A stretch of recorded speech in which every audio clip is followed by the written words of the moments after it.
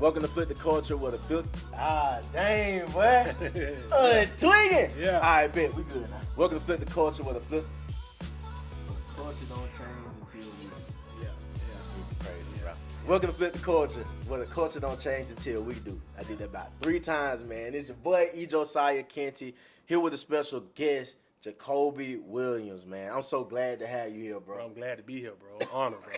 I'm glad to be here. Hey, man, so I appreciate you coming on this podcast, man, because the thing that that gets me the most is seeing people go through life and they don't know how to flip their situation, bro. Mm-hmm. That's where Flip the Culture came from, bro. It's literally my testimony of how I was able to have 4 ligaments torn inside my knee, and it's just like, bro, how do you navigate through life now, right? So I know you have a phenomenal story, bro. We're going to unpack that thing today, man, because I know it's going to be jam-packed. But the basis of it is I have this TED Talk coming up, right? And it's about the psychological standpoint that athletes have to go through in order to change, because athletes just don't separate from the sport and then you just go into everyday life. It's not that simple, man. It's almost like an inmate getting out of jail. Like you've heard about a new life, you dreamed about this new life while you was in the athletes dream about this new life, right? But it's just like, my mind hasn't made it there yet. My body is here in this new job. My body is here with my family. My body is here with seeking out who God is, but my mind is still on the field, right? So it's like, what happens from a psychological standpoint, and that's my idea, right? That's my idea that I'm taking to the TED Talk stage. So in preparation for that, I want this podcast to serve as a case study, right? So getting your story, trying to see, okay, if a cat goes through life, it probably ain't sports, but it goes down the trajectory that yours is going down. It's like, what's possible for me on the thing that my mind is not there yet, but my body is trying to make strides into seeing what my life would be like in this new arena. Like, who are you, bro? Like, what's your story, dog? So I'm Jacobie Williams, the founder of Everybody Wins. Everybody Wins it got a lot of foes. Working to enhance neighborhood success in the West, the East, the North, and the South, through wealth, through educational, nutrition, and spiritual. So I also have an organization that I'm working through. an initiative throughout the city of Birmingham to reduce gun violence, called One Hood. So it's a One Hood that they bought from New Jersey, and they just took the wins off my organization, and now it's called One Hood Wins. So, like I said, that wins can go everywhere, because you know, in every place you got a west, you got a north, you got a east, you got a south. Well, hold on. So it's not WINS. Nah, it's WENS. Got you. So it's west, east, north, and then south. Right. Man, because you look at it, bro, if you take the W off wins, then that's not the whole Birmingham. So I created it because we got to stop working in silos. We got to stop working in these cliques. We got to come together. When we come together, then when we strong. When we come together, when we better. Yeah. So working to enhance neighborhood success, when we come together, everybody wins. So that's how I created in 2020, during COVID. Trying to just, like you said, sports. I played basketball, I played football. I went to college for basketball. I wish I would have kept playing football, but I went to college for basketball. So hold on, let's start there, man, because I know, like, I played a lot of sports growing up, but my trajectory went towards football, right? I'm curious to see, like, what made you, or what inspired you to make that decision to just pursue basketball? Because I come from a football family. I had an older brother, 4-star, 5-star, played at Southern Miss. Had another brother, committed to Auburn in 10th grade. My baby brother had 15 Division I scholarship. I made that because I couldn't grow. Like, I was so little, and I played quarterback. Yeah. Then I ended up getting a concussion at an early age. Dang, bro. So I couldn't grow. I got a concussion, and I ain't started playing basketball literally to my 8th grade year. But from 5 years old, from Little League all up into middle school, I played football. Gotcha. Played quarterback. Like, we come from a football family. Like, my cousin, football. Like, we come from a football family. And like I was the first one to play basketball, to make that transition to play basketball. Yeah. But all my brothers played basketball. We were just athletes, and couldn't grow. And then I had a concussion in, I want to say, my 135 year in Little League football. Yeah, so that's probably like the 8th grade. Yeah. So So you transitioned to playing basketball. Was everybody in your circle, like your family, and everybody, were they supportive of that? Since everybody was doing it? So what was that like? At the time, like I said, I was a good quarterback. Like they was like, no, because you gotta understand, we come from the culture we come from, the hood we come from. At one point in time, they thought basketball was soft sport. Yeah. Let's keep it real. I still have some of those. Right. You know. They thought basketball was for soft people. And like growing up in the brickyard, at the time, you like everybody played football. So like it was a pushback for a minute, but like I said, I was good at it. So once they seen I was good at it, I got the support I needed. But at first, man, that's for soft people, man. You know, I can't use the word I want to use, but hey, they ain't like that. Because like I said, everybody in my family played football. Like everybody played football, and everybody was good at it. So when I switched over to basketball, they were like, bro, you soft. Like, what's going on? So, dang. So you say you played in college? Yep. Okay. So how long did you play in college? So I went to 2 years. I did 2 years at Mendocino Junior College in California. Okay. I finished and got a scholarship to the University of Maine in Fort Kent. Okay. But that's when life threw a detour. I got there. I was one of the biggest recruits, since it was a long time. But that's when I think, God had other plans. Life, that's when I lost the love for the game. Yeah. Went up there on a full scholarship, got up there. My credits from California didn't transfer over. Dang, bro. So I went from a transfer junior back to a freshman. Got the basketball scholarship, but didn't get the academic scholarship. So I had to pay out my pocket for school. At the time, my mama was sick. I had a brother who was getting in trouble in the streets.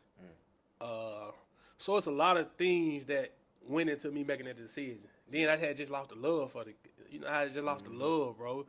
Because you would get caught up in, and I know you can test to this, you play sports, you sign autographs and you hugging kids and, it feel like you got to do it. And some days you don't want to do it. Some days you ain't much yourself. And it's like, now I wish NIL was back in, we was in school. Like, they making the money off you and you like, and you don't know if you're going to eat tomorrow. So it's just like I seen, then I had my brother, end up going to college, and he knew the routes to it, and he helped me a lot. And I was looking like, he always told me, you better use them because they're going to use you. But I was never in a position to use them. Yeah. So I was getting used. And I think that was my love, I lost the love for it, and came back home, and we'll get to it. But, that when life threw a detour for me. Bruh, I thank you for being just open and vulnerable with that, because that's the real type situations, man, that'll happen is, once you lose the love of something, bro, your feet ain't gonna keep going in that same direction, right? It's gonna be other things that try to get your attention, and that's one thing that I was faced with at Murray State is that, okay, once the game is gone, I got a decision to go home, I got a decision to try to make life work, because I was like, man, I know what's waiting on me at the crib, bro. Like, man, when I tell you, bro, it was a scary place for me to be, to go back to Birmingham, bro, and be like, man, what is this? What is this gonna be like? Like, I'm like, bro, I'd rather suffer up here and don't know where my next meal gonna come from, because at least, you know what I'm saying? Yeah. So what you say you ended up coming home, bro, like, walk us through, like, the younger Jacobie, just got done playing basketball. People still remember you as that from what you left, but you're coming back with the mindset. Like, what was your mindset like? So to piggyback on what you just said, like, so my junior college was better than my university, but we get to the. So JUCO was better, bro. It was better because that's when I started making the money. So my first year in JUCO, I got promised all this stuff, and it didn't pan out. But I had that mindset that you had. I'm not going back to Birmingham. Yeah. Like my first year in junior college, bro, I slept on the sofa. Wow. My mom ain't know. Nobody didn't know. I slept on the sofa because I was determined not to come back to Birmingham. Yeah. And we talking about I was 18, going on 19 when I left and going to college. That's my first time flying, and I'm in California in a part that nobody don't know. You know, I'm in Ukiah, California. Yeah. I'm in the mountains. You know, Yeah. 19 years old. It's my first time ever leaving home. Bro, I was just trying to figure it out, but I was determined not to come back home. But like I said, I felt like at the time, and I said this on my pastor podcast, like it's like all the situations I was going through, I look like someone was blessings from God. Because in the time when I was in California, like I said, my first year, I was in the capital of marijuana.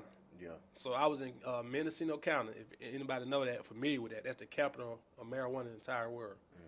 So it's just like you got 2,500 people working this building. 2,500 people got weed. Yeah. So for me, from being out of state, they looked at it as that's a gold mine. And like I said, man, the guy, you know, kept approaching me. Man, they called me Bama. I had a white Mustang drop top, Bama plates. And when I said I lived better in junior college than my university because I was making money. Yeah. Like, bro, I was telling people, bro, and some people wouldn't believe it, and if they seen it in the movie, bro. I was literally playing basketball and selling marijuana at the same time. Damn, boy. Like, like literally. How would, not the logistics, you know what I'm saying? Cause he got a young audience, bro. You know, they'll try to relive, but like, how are you able to do that mentally, bro? Because you get in certain situations like, bro, you know, if I got to play this game, I'm away from where I stash the junk at, you know what I'm saying? So it's like, how did you manage that mentally? How was that? And when I tell this story, some people take it the wrong way, but it's just having a father present. So when I first got the plug, my dad was fresh out of prison. And this was that first time that I'm really having a conversation with my daddy. You know, my daddy did like 3 bids, you know, spread it out, I want to say almost 20 years. So I was 19, so in prison. And Dill was just picking and backing off my daddy.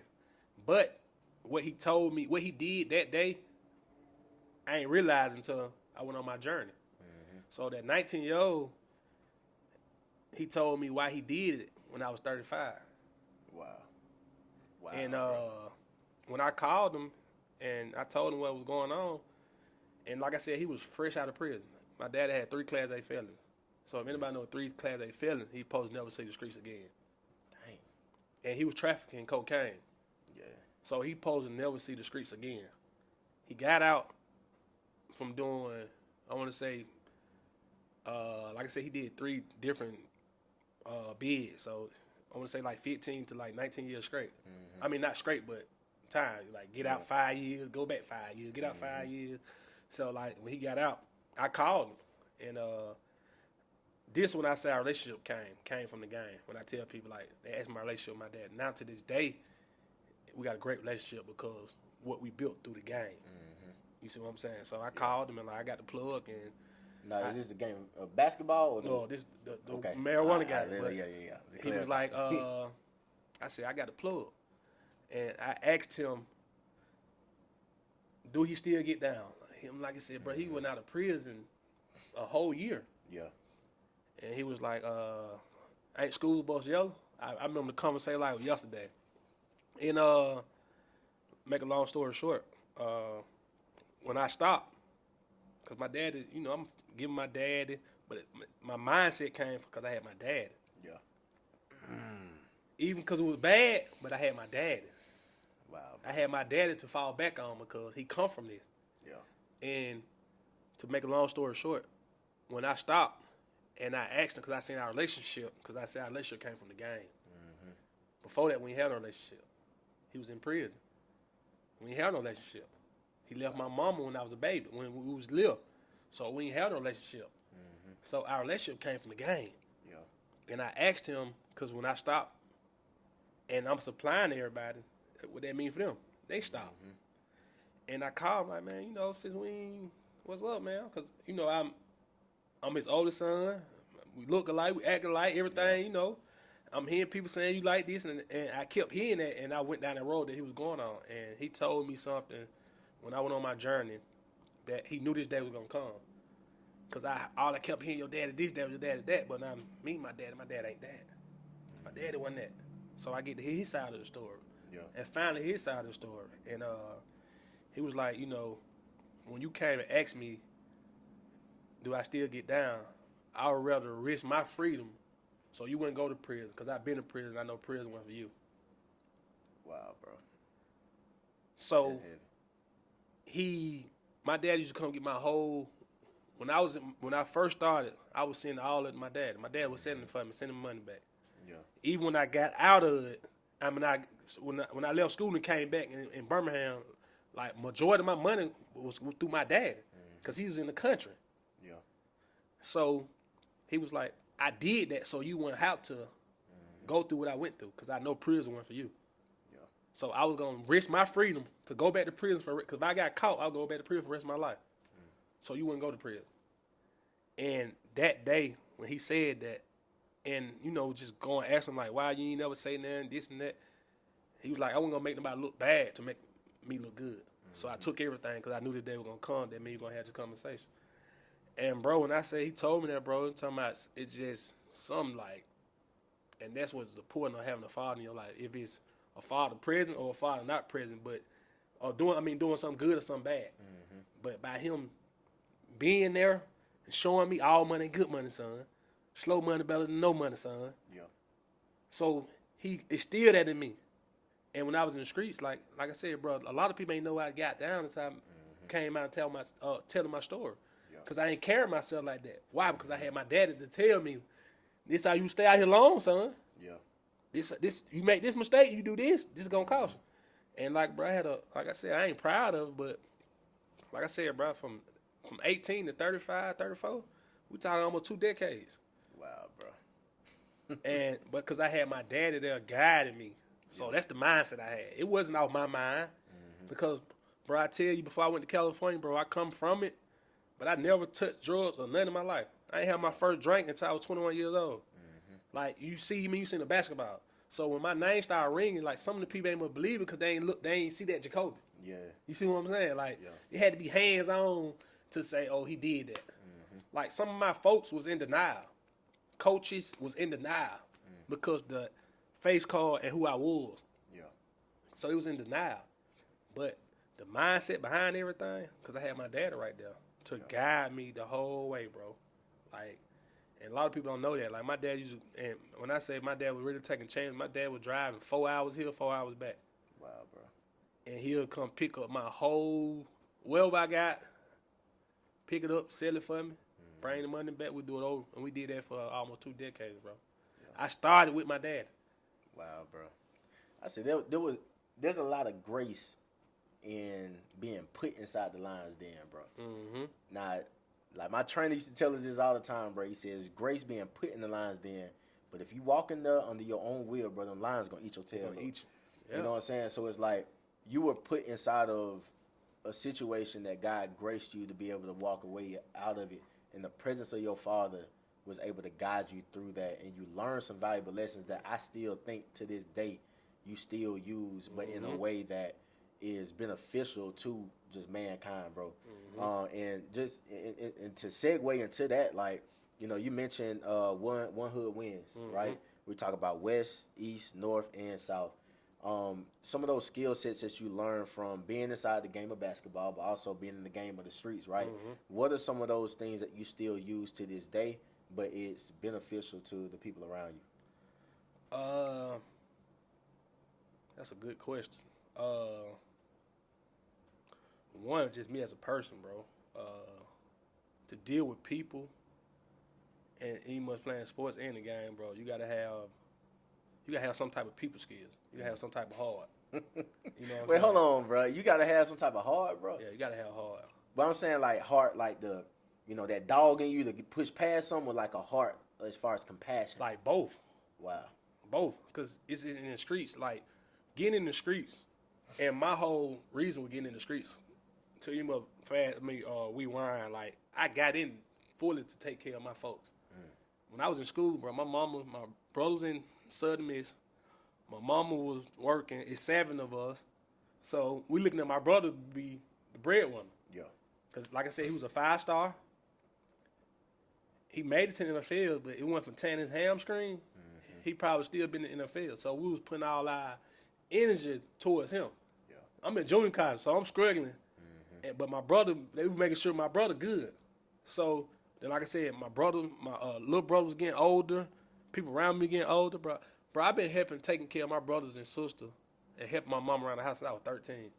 Wow, bro.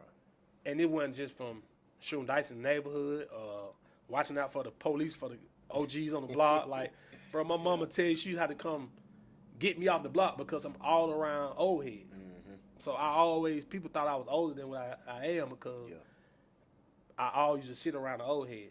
Like, I always learn. Like, people ask me now, they be like, man, I'm always a teacher. I'm always a student before anything. Man, bro, your story is beautiful, man, because I remember when I was just a jit, bro. Like, I remember Sunday school teacher told me this story about Jesus, bro.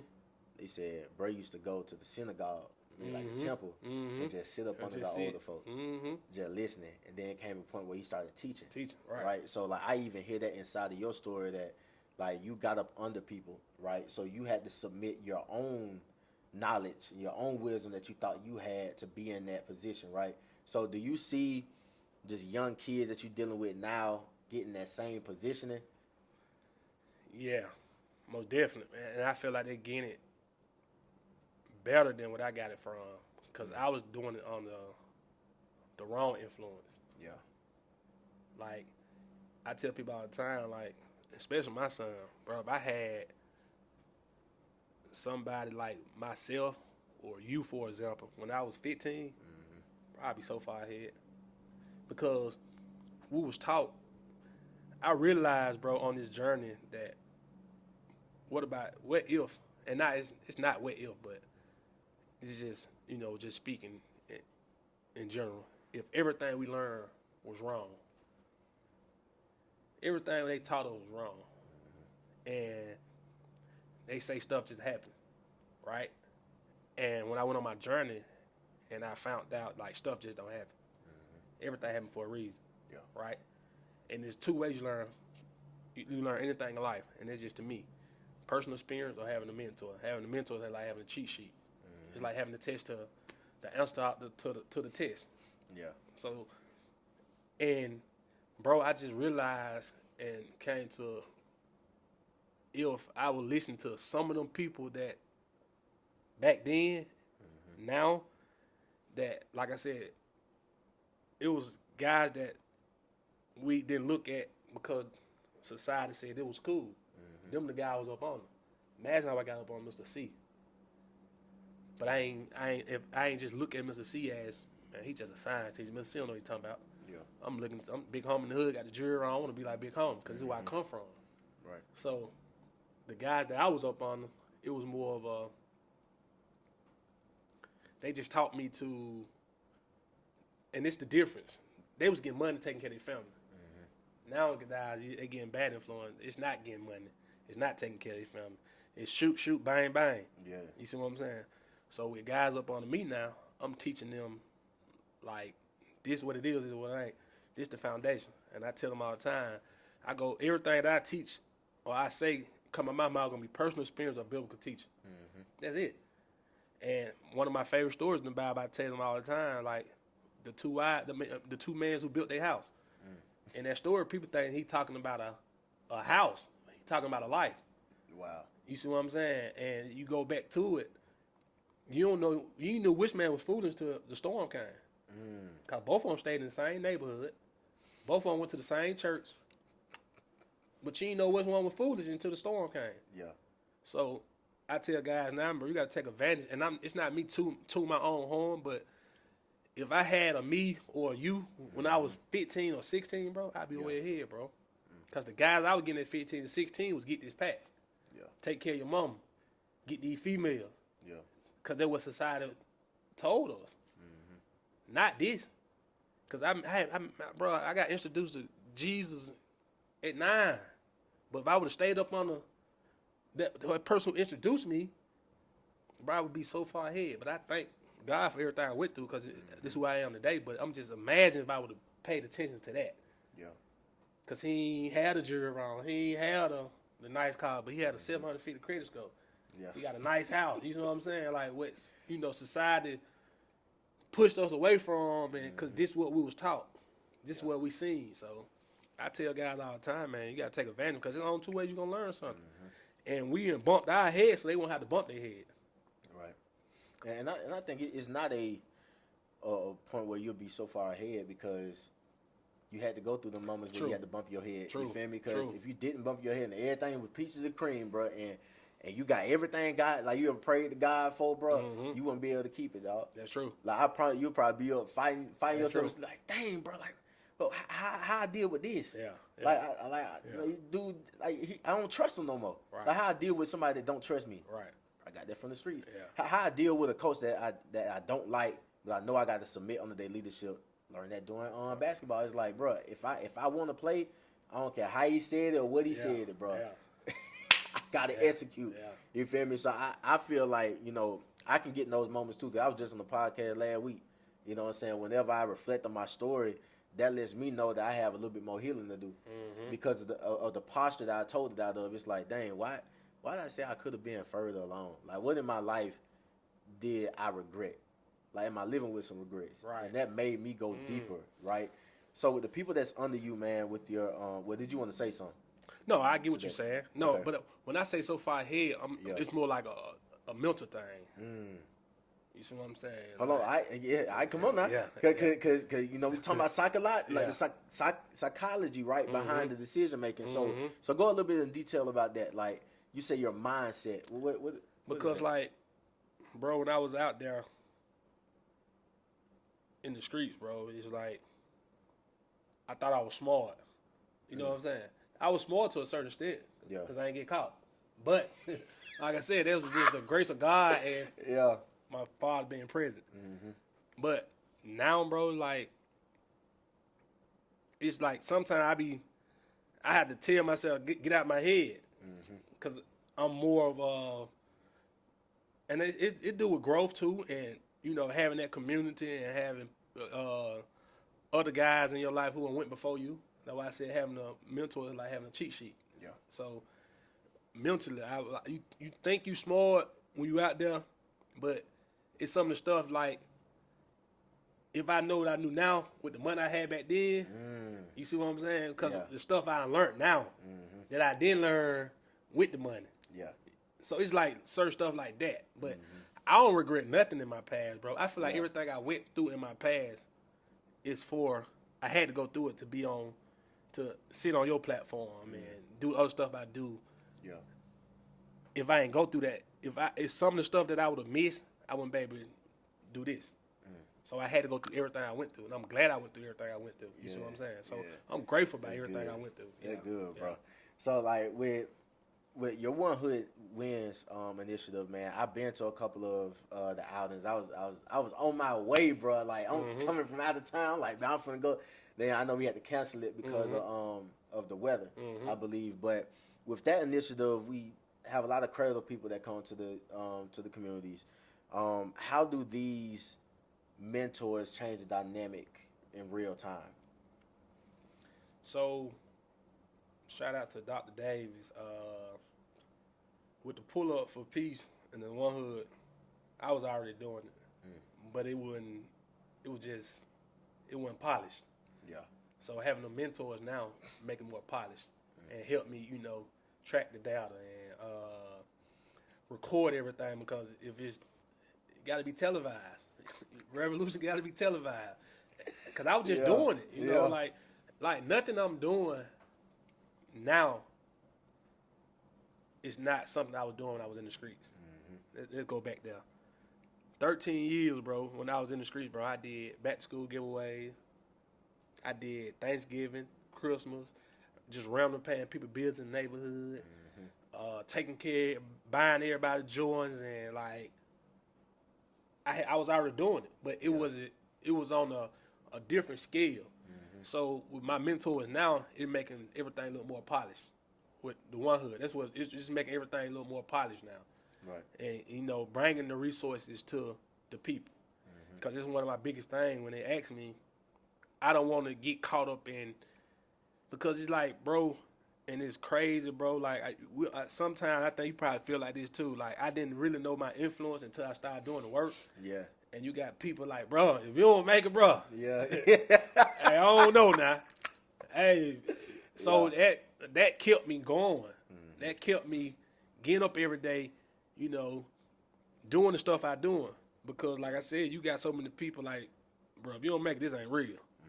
So having other mentors really making it just the polish of it. You know, they behind all the, you know, the people. I'm not the people, but the resources, the other initiatives that coming along. All these people coming in town, and you know, the more of the logistic part of it and all that. So I'm thankful for the special Dr. Dave, because like I said, she the one, you know, she seen it, she heard about my story, she called me, and everything she told me on that phone back in January is coming to fruition. So having a mentor, I tell people, man, the mentor is big, man. Yeah, I'm big. That's good, bro. And that's powerful, man. You said some influence. That's something that God been dealing with me on heavy, bro. Yeah. Did I tell you about the dream I had, bro? Man. Bro, that jump was crazy. It wasn't even the dream the way I was asleep. It was literally like a vision, bro. Like, we talking right now. Let's just say we just stopped talking for about 5 minutes, bro. And you know how you just go off into like space, bro. I ain't even go to space, bro. I went to heaven. Like, literally, I was at the gates, bro, and God was telling me all the sins I made, bro. Like, everything. I'm like, dang, okay. I repented on this. I didn't on this. And I'm like, dang, bro. I remember that, you know. Then he was like, all right, stand over to the side. I'm like, hold on, bro. You ain't gonna send me to heaven or hell. Like, you just to the side. He said, hold on. And this person came up, and I heard some things, but then I was locked into things that God to hear, be like, yeah, okay, so you went to this party, you slept with a dude, then you was under the influence and didn't know. And God look at me, shake his head. I'm like, and automatically, bro, I be like, dang, I reposted this flyer. And I'm like, this girl would have never went to this party if she didn't go because I posted this flyer. And this person went up, boom. So okay, yeah, I ended up quitting the football team and everything like that, and went up, strung out on drugs and all this time. I'm like, man, what this got to do with me? Boom. Saw him, he ain't finished through the line one time. But at my influence as a captain, I didn't hold him accountable. So it's just like, dang, out of my disobedience, I didn't stop the seed of quitting on themselves in that moment, and I didn't call it out, and then it was trickled down into this. God never said he penalized me for it, but he was able to see my influence and my lack of being obedience, right? Then a couple more people came, then a generation past them had came up. So I'm looking like, man, what in the world? Like, what is this? Bro, kids you not, man. This kid was like, oh yeah, man, like I just thought I was just supposed to be homeless and just a crackhead or whatever. Like, my mama was depressed. Why I can't be depressed? My great-great-grandmother dealt with depression. Why I can't be with depression and be on drugs? Started looking all the way. I'm like, dang, this old girl that went to the party, this her great-great-great-great-grandson. I'm like, dang. So out of that transaction, bro, like with God, he never put it on me like those things were my fault, but the influence of me making an impact in those key moments, bro, it was, and that changed my mindset behind influence, bro. Like, if you could think of a nightmare, bro, that was a nightmare for me, bro. Cause it's like, okay, my eternal destination, whether I'm going to heaven or hell, is not predicated on that, but it's just the weight of what influence is. Right. It's like, bruh, and on the other side of it, things can be positive. So it's like, hey, you directed that, and then they grandkids dealing off things you were impactful on in today's. Facts. You know what I'm saying? So the next question I wanted to ask you, bro, is at Flip the Culture, we dig into how individual transformation can rewrite just like the collective culture, right? Birmingham is a culture. It has a rich culture, so I don't want to talk about the culture of Birmingham like it's something new, because it discredits all the things our forefathers did inside the city, right? And even the things that people are doing today, because there's some good things going on. But how do you see one hood wins helping Birmingham evolve from an emotional standpoint? What One Hood is to the audience so they can understand what it is. So all we doing is police our own neighborhood. So you got guys from the west, the east, the north, the south, didn't grow up together. All probably was already doing the work on their own. Mm-hmm. So how One Hood got established in New Jersey, shout out to North New Jersey. They had a big shooting. So if you know, they had at one point in time, they had over 100 some homicides too. Wow. And the deputy, she's the deputy now at Keisha area. She had called emergency meeting, and she said when she called it, it was a big guy who got killed, and this one killing can lead to a bloodshed in their city. Wow, bro. So she called emergency meeting, and everybody was at the table. She looked around in the room, and she seen everybody at the table, but who? So she ended up calling another meeting with the Crips, the Bloods, the Lag Kings, all that. She called emergency meeting, and that's how they formed One Hood. So it's just, guys who used to be a part of the problem, now they part of the solution. So coach people to the problem, coach people to the solution. So she brought them to the table. She brought them with the table with the chief of police. She brought them to the table with the mayor. She brought them to the table with the city councilman, with the preachers, everybody who make the decisions. Everybody was at the table but them. So that's how they formed One Hood. And what One Hood do is we de-escalate situations, because shout out to one of my brothers up there. He said something so valuable, because we talked about the people who did the work before us. And he said, go back to Malcolm X. We ain't gonna be able to stop everything. Like, if we really think about it, it's never gonna be peaceful, right? But live, let live. We push that motor.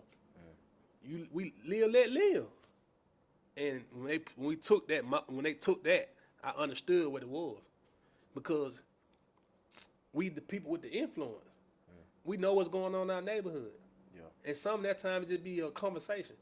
So we probably can't stop the first shoe, but we can get in front of the second shoe or the third shoe. So what One Hood do, that's what we do. We de-escalate situations. We bring resources to them. And we really try to just, de-escalate. We take CPR classes. We take Narcan classes. We get trained. So that's all it is. We police in our own neighborhood, because we are criminal messengers. You see what I'm saying? And since One Hood been in Birmingham, around this time last year, we had almost 100 homicides. We had 150, 65 last year. It dropped 52%. Yeah, I saw that. And I'm not taking all the credit to One Hood, but we really boots on the ground doing the work. Like I was just telling you before we get up here, bro, we get calls constantly about we stopping beef in the streets. We stopping retaliation. We stopping kids from, going down that path. So, and you got other, small grassroots organizations who doing the work too. But we are boots on the ground, and people are seeing who One Hood is. And like I said, we've been doing the work. So, go back to, I really believe, and it's just from the kids that I've been influencing and dealing with. Like right now, I got like 6 kids that I mentor. And I'm talking about these kids, these high-risk kids. I'm talking about assaults and all type of stuff. Yeah. But I've been dealing with it for like 4 to 5 months. When I say all these kids, I have seen a 180. Just by One Hood being present, somebody being present. Yeah. So I think One Hood, if getting the resources and the proper, more training and, the things that we need to, continue to do the work on a bigger scale, bro, I see a huge difference, because I feel like a lot of these kids, are being raised by their mamas, so their emotions are, I ain't trying to say all female, but they're raised by their mamas. So I tell people all the time, bro, they emotionally incarcerated. Wow.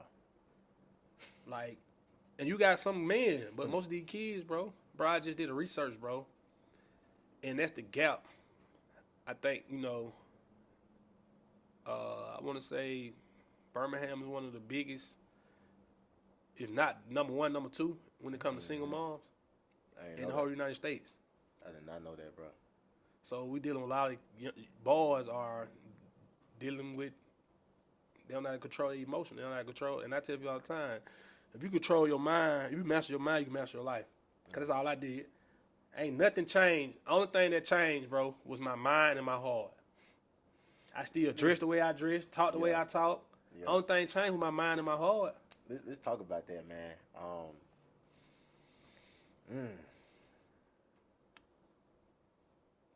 That transition, bro, because I feel like we sped through it a little bit. I know we hinted at it because you went from playing ball, got involved with your dad, right? He coached you through a lot of things, and you felt safe inside that situation. Then you came back to Birmingham, right? Got involved with one hood, wins, but I feel like there's a little bit of a gray area, right? So it's like, from your mind being transformed and your heart also being just led by Jesus Christ. You know what I'm saying? What caused you to flip the way you wanted to live your life? One, I could say, being empty after success. Outside of we was making bread though, bro. How you empty? Bro, I ain't have no spiritual life. I lacked discernment. It's like I was pouring into everybody, but I was pouring from an empty cup.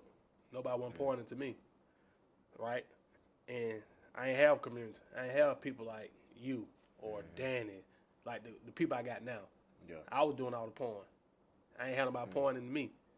I went in my word, because I come from it. Like I said, I don't come from no spiritual family, but, growing up in the projects, you might meet that one person that see something in you. I had shout out to brother, sister G. Jarnett, and brother D. Jarnett, that these was my like godparents.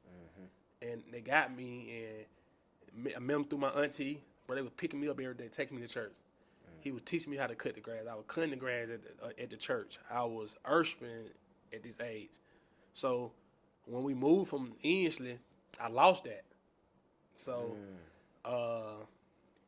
like I said, empty out the success, bro. Having the money I was making, bro, and still was not fulfilled. I was trying to find it in females. I'm talking about I was buying different cars, jewelry, clothes, like the stuff that society say we need to make us. I had that, and I was still trying to. I was still missing something. Yeah.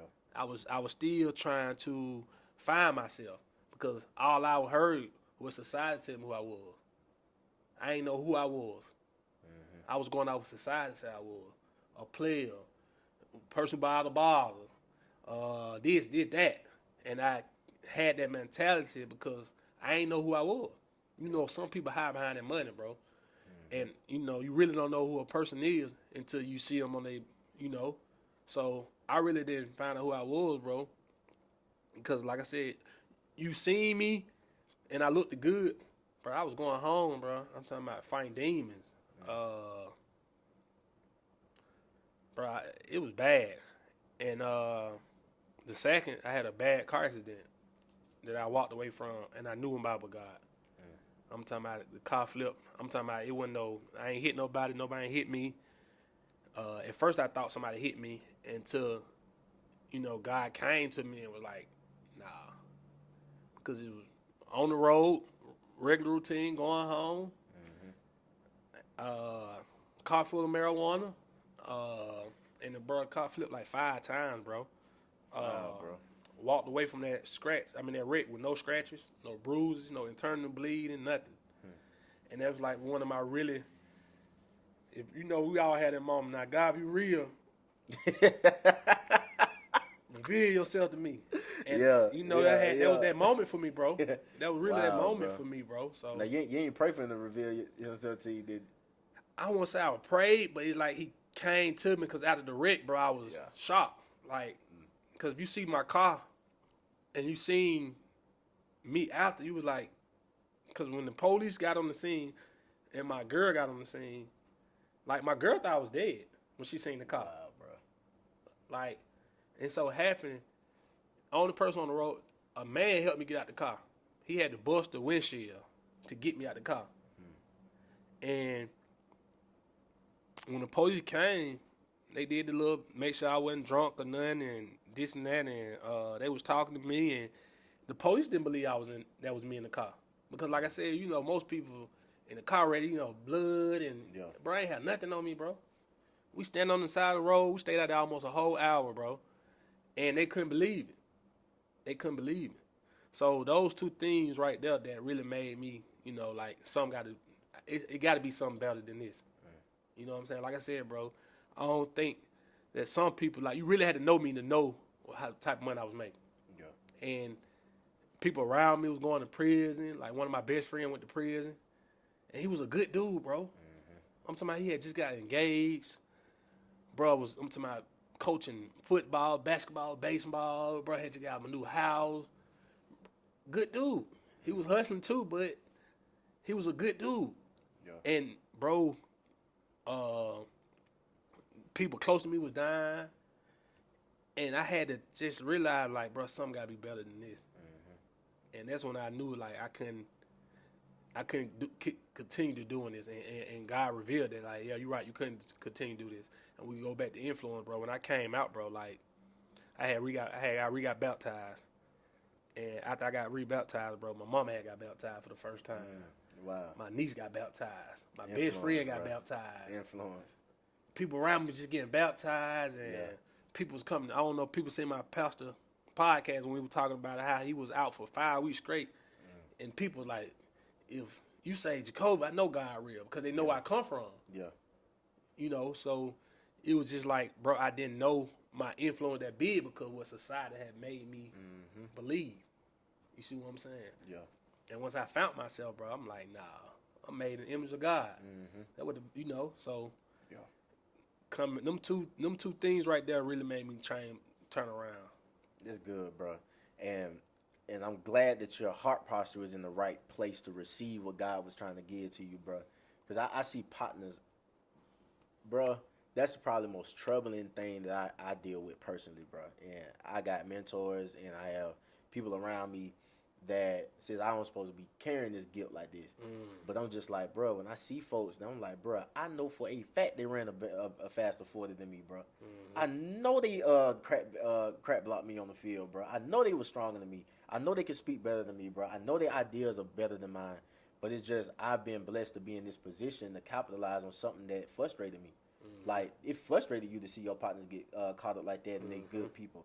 You know what I'm saying? They just trying to make a means to the end. Like with the line of work that I do now, bro, with, you know, the financial literacy space and stuff, man, I see a lot of people that commit crimes, people that cause bodily harm, psychological harm to other people is because of the lack of resources. You know what I'm saying? In your initiative and the team that you have at One Hood Wins, bro, it's refreshing for me to come from a city like this and know that the community trusts it. Because I know you see programs come in and have all these promises, bro, and they break them. And you can't fault the community people for looking at people like, hold on, bro, why you dressed like that coming in here? Like, we don't, why you talking like that, bro? Like, you talk like, you know, like people that we don't trust, right? So it's good to see that you were doing things before with Pastor Davis or Miss Davis. Dr. Davis. Dr. Davis, right? Before Dr. Davis got involved, you were still doing it, though. But in those moments where it's like, well, you know, it's not as polished or it's not as this, that's the thing that probably got the most the most engagement, right? It's like, bro, we just out here. And that's crazy you said that, bro. Like, my first event, bro, I had, and it was first on my journey, bro. Like, bro, I don't know. I know how and what but God, because I didn't have the money. I just had the vision, and there was stuff I already doing. And it was just, if you think about, go back to how man was made. God spoke to man. He didn't speak around man. He didn't speak, you know, he didn't speak down on man. He spoke life into man. He told man what to do.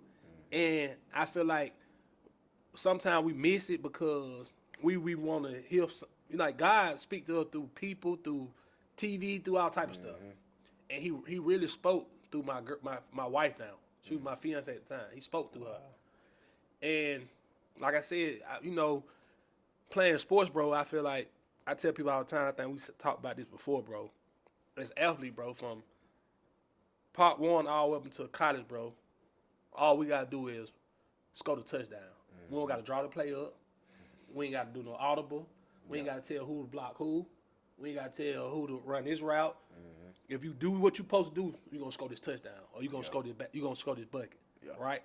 So I think what most athletes mess up at, we don't know how to draw the play. We don't know how to tell who get the ball. Yeah. Now we got to pivot and we got to be the coach, the player. We got to do all that. So my wife spoke into me, but I think I know God spoke to her to tell me, baby, you a brand. You know who you is? You Jacobie. Like, she spoke this into me. Get up. Like, she used to leave me letters, bro. She getting them to go to work. Like, you don't know who you is? And that was God speaking to me to let me know, like, do what you been doing. Yeah. And, bro, I had my first event, bro. I had enough money to pay for the flyer. I put the flyer out there, bro. And when I put the flyer out there, this was for people was donating from what I did when I was in the streets, bro. I had already planted that seed. Wow. So, bro, I had over 200-300 kids, bro. And I still had stuff left over from donations. Man, bro, I had one guy, shout out to my guy, Drew. He used to be the valet man at the club that we used to run. Wow. And he said, bro, 12 years ago, bro, and he's the executive, he's the director of something at his organization called The Foundry that help people when they come out of prison and stuff. And he said, bro, I remember when the only person who knew my situation was your brother, Reggie. And he said, bro, when I parked your car, bro, you treated me like I was a human, bro. You tipped me. You always spoke to me. You treated me like I was one of y'all. Yeah. And bro donated me boxes of stuff. Wow. I had a girl, bro, wrote me on Facebook, told me to go to Sam's and pick up an order, bro. I had a cart of juices, hot dogs, potato chips. I used to see what you did at the park for kids. Like, I used to pay for my kids to play football. Yeah. I had girls dropping off school supplies. Bro, I had people just dropping off stuff, calling me, hey, come pick this up. People giving me donations. I'm like, and all of it from, man, I remember you used to do this. Oh, I had a girl, first time she was at bowling alley. It was my son's birthday. I rented the bowling alley out. But she wanted her kid to bowl. And she was like, at the time, it was her daughter's birthday too. I paid for her and her whole family and let them bowl with us. Dropping off stuff. So it's like, I'm like, damn, God. Like it's just all this stuff that I did that people came back and remembered. So when I put stuff out that I want to do back to school, I had ladies reaching out, I want to braid hair. I had dudes reaching out, I want to cut hair. And nobody ain't charged nothing. Everybody was doing it for free because the stuff they seen me do when I was in the streets. Wow, man. So, bro, and like I said, and it was big organization it was back to school this past year. Big organization had that same day that I had my organization. Yeah. And I had more people than in the big organization in the middle of the project with no security, no police. That's crazy, bro. And I think we talked about this before about just we didn't call it influence, but now that I'm thinking about the conversation, like, you got to be influenced, bro. Like, you could be fire doing stuff for the world, bro. You could be fire doing stuff for the kingdom, bro. People can always follow, bro. Like, that anointing ain't going nowhere, bro. Because God just that good. You know what I'm saying? But one thing I know for a fact, bro, because talking my testimony, that's fruit. Your testimony is fruit. People are not going to put you to shame based upon your testimony, bro. That's in the word, bro. People can't put it to shame because that's what you hanging your hat on. Right. People be like, oh yeah, I wear my heart on my sleeve, bro. No, we don't, bro. As leaders, as shifters, bro, we can't wear our emotion on our sleeve, but we wear our testimony on it. It's like, yeah, this is what I've been through. This is all the things, but even in that, bro, you still impacted them folks, bro. You still impacted the community, bro. You know what I'm saying? It just came with a cost. Right. You know what I'm saying? Like, it came with a cost. Right. So, bro, I appreciate you for being here, man. I just got one last question, bro, to just bring this thing all together. For someone whose life like yours has come full circle, what advice would you give others ready to flip their own culture? For one, the first thing you gotta, it start with you. You gotta be the change that you want to see. Yeah. Yeah, like we just talked about before we get started. Like, I hate to see people, and I ain't gonna say hate, dislike. Oh, this ain't happening. This ain't happening. You know, it starts with you. So one, to acknowledge. That's the first thing you got to do. Acknowledge that you want to change. That's the first thing I did. I acknowledged, like, something got to give. Like, it got to be more than this. Yeah. And like I said, coming from, it looked good because I can go where I want to go. I was all over the world. I'm talking about going to Super Bowl, going to All Star, like doing everything that society say cool, but deep down inside it was like I was just there. I don't know if I was coming or going. So first you got to acknowledge that you want to change, right? Two, you got to leave that perception open because you don't. If you're not in tune with the spirit and you don't leave the perception open, you'll miss it. And I'm gonna tell you why. 2 weeks before my wreck, I'm in marriage counseling with my pastor at the time.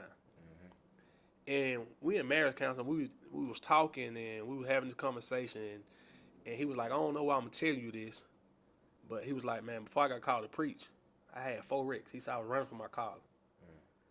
And he was like, you know, God told him that 5th wreck, he was gonna kill him. Wow. So I had my wreck 2 weeks later. But my perception open, not understanding, like, he told me that for a reason. I go back to the beginning when I said, what if everything, I probably would, if I went in tune with the spirit and not looking at that, I would have missed it. Yeah. Because I would have felt like Yeah. it just happened. Because in my past, bro, I felt like that. Stuff just happened. A lot of people view it like that, bro. You know what I'm saying? So, like, bro, and I know you can test for this, bro. When God set me down, first you got to acknowledge, you got to be in tune, and you got to be still, and you got to make sacrifice. So, when God set me down, bro, he really, like you said, how he sent you to, and like I was up, it wasn't no dream. Some of it was dreams, some of it was like, I got to sit in it and, you know, face it. I'm like, dang, that's what he was trying to get my warning. Warning come before destruction. Bro, I had so many fender benders, bro, but I ignored it. Why? Because I had money. Why? Because people say stuff just happened because that's what we was taught. Stuff just happened. Yeah. So when my wreck came, bro, all I can remember is listening to my pastors tell me about them 4 wrecks he had. And our favor might be different. So I knew I couldn't go through 4 wrecks. So I knew I had to change then. Yeah. I knew I had to change because God sent me a warning through my pastor. I told you God talked to her through everybody, bro. Wow, so I knew then that I had to change. So for a person who watching this and you know, that might be that revelation you need to remember. You got to knowledge that you won't change. 2, you got to be in tune. You gotta be in tune with the spirit because we'll miss it. And like I say, be in tune, it's just like we can get in the car. And you know how big, powerful God is. People looking for him to be just loud. We both know he's got a gentle. Yeah. It's gentle. Yeah.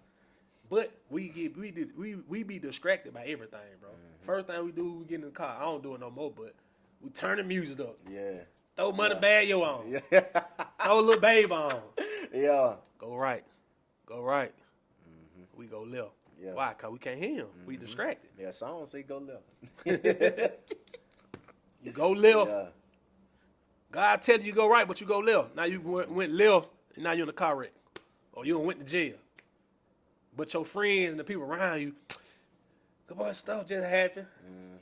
No, stuff don't happen. Yeah. Stuff just don't happen. It's a lesson behind everything.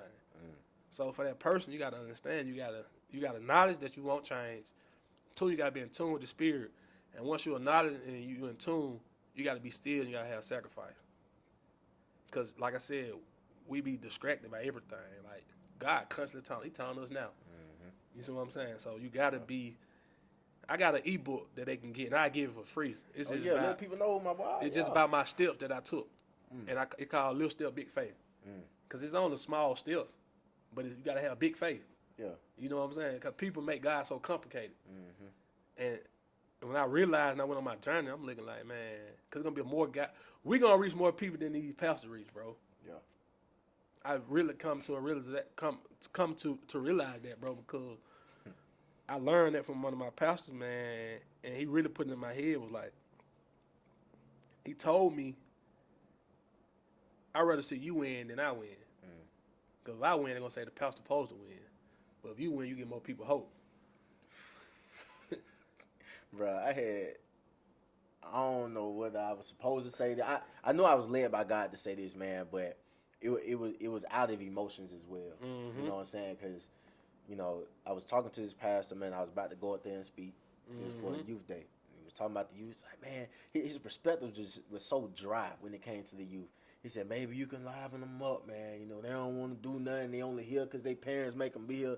I'm like, bro, they ain't different than when you was younger, bro. Right. Like, bro, I folks was like, hey, I know mine for a fact. Right. They said, hey, you can go out here on Saturday night, be out there in the club with all your friends and stuff. You going to church more. You gonna be up. And my parents, bro, we was the first ones there, last one to leave. You going to church. You know what I'm saying? So that discipline in my life showed me that, okay, I can do whatever I want to, but this has to happen.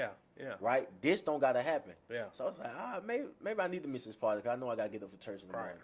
You know what I'm saying? Mm-hmm. But like you talking, man, it reminded me of this pastor. He was complaining about all these different things, man. And I just asked him, I said, okay, your biggest thing is the youth not coming to church, right?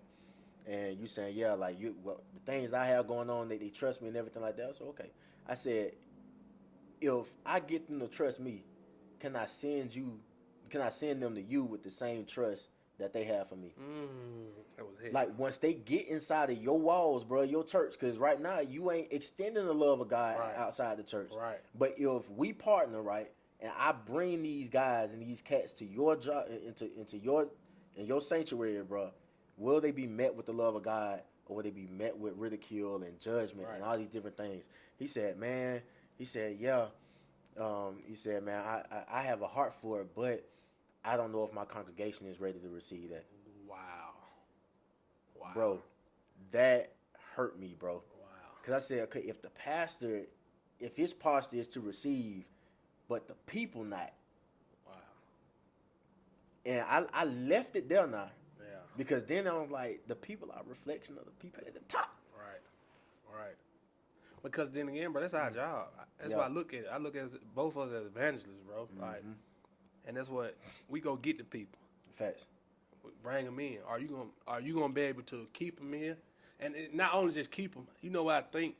I know it's not about church or not calling people out, but you know what I think that we missing in our churches and other churches too is discipleship, bro. Wow, bro. Wow. It's like people are coming to church, but are the leaders they don't fall back on the pastor, they fall back on people in leadership. Are y'all what are y'all doing to keep the people in church? Yeah. Are y'all doing community with them? Are y'all doing the Acts 2:42? Yeah. You see what I'm saying? So when you said that what it fall back on, bro. Like I think I'm ready, but I don't think my congregation. What? And the congregation is the people in the community, bro. So it's crazy. And once you keep going down there, the congregation, people in the community, congregation, then the police officers, congregation, then the lawyers, congregation, then the judges. You feel me? These decision makers inside the city, it's like where people come for faith, where people come for healing. Right. Is it truly healing our city, bro? Right. My audience, when it comes to athletics and being able to transition, I know it's gonna be people that don't even have an association to the streets that's going to be able to take those key concepts, man, and be able to live their best lives, man. So I appreciate you, man. I appreciate you having me, man. Hey, culture, boy. Bro, I see this going. I see this big, bro. Yeah. Yeah, I see this going. Bro, I see this like the breakfast clubs and what's the drink champs and all that for real, bro, because like what you doing, bro, is much needed, and it's much needed in our community, especially when it comes to athletes. You know what I'm saying? Because we see the percentage of what is like 1%. Yeah.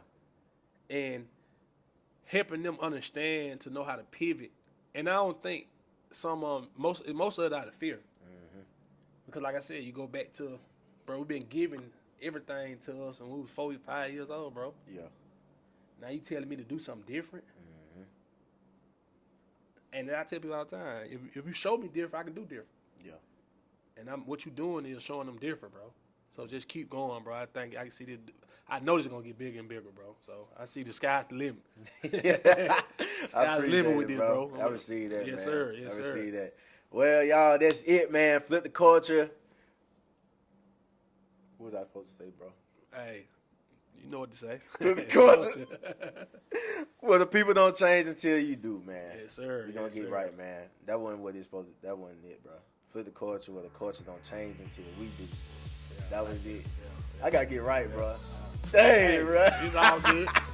Man, hey, we go, man.